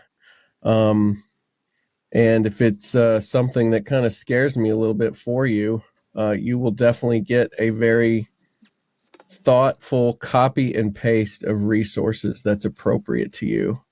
But that's the only capacity that we can have sometimes, right? Yeah. It's not that we're abandoning you. And it's not that It's we just don't that care. no, it's just an acknowledgement of some brutal honesty to the reality of the human condition, which is I can't be greater than what I am, and I can't. I have to show up for myself first because if I fall apart, then Hmm. I'm not good for anybody. Yeah, and it's selfish of me, but in a good way. I am still a father, and I'm still a husband, and I'm still a friend to the people I can physically touch here, and I have Hmm. to be that for them as well. Absolutely, absolutely, and that's not selfishness at all. That's priority. That's what that is. It's priority. 100%. Well, and for everybody out there listening, I know Chappie gave us links and everything. I'll have that copy down in the description so that way you guys can find them pretty easily and readily. And Chappie, man, you have made this a very, very special experience for me, and I hope that other people find a connection in what was shared and said here today. Um, Dude, we're gonna keep it rocking. We're gonna keep it rocking. This might be the first, but it won't be the last. I It won't be the appreciate that. last. Absolutely, you're a good guy, and you're a really good guy. And I guess in full disclosure, that's what I said to you before we started recording. I said, the thought had crossed my mind is, for people that don't know, Chappie and I have never actually met in person, and to even do you one better, we've never actually talked Mm-mm. over the telephone.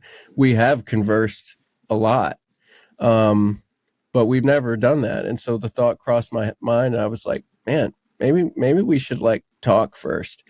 And then I backtracked it in my mind and I said, you know what? I know everything that I need to know about this guy. I know, I know that he's a virtuous guy. So the rest of his story, while it is important to me, um, it is not required to understand the virtue that I see in you, bro. I And I appreciate that. appreciate you. Of course, I appreciate you as a human. I appreciate you as a man, as a father, as a husband. Um, you're some goals. You're some goals for a lot of people out there. So I appreciate your time so much, and do us all a favor. Go get some rest. What's that? What's rest? All right, we'll get into that. We'll get into that. Social media isn't a replacement for therapy. And while I am a therapist, I am not your therapist. Please reach out to your local resources or call 988 if you are in crisis. This is educational content only, not therapy or a replacement for it. Rather, a little education for you along your way, along the journey. In case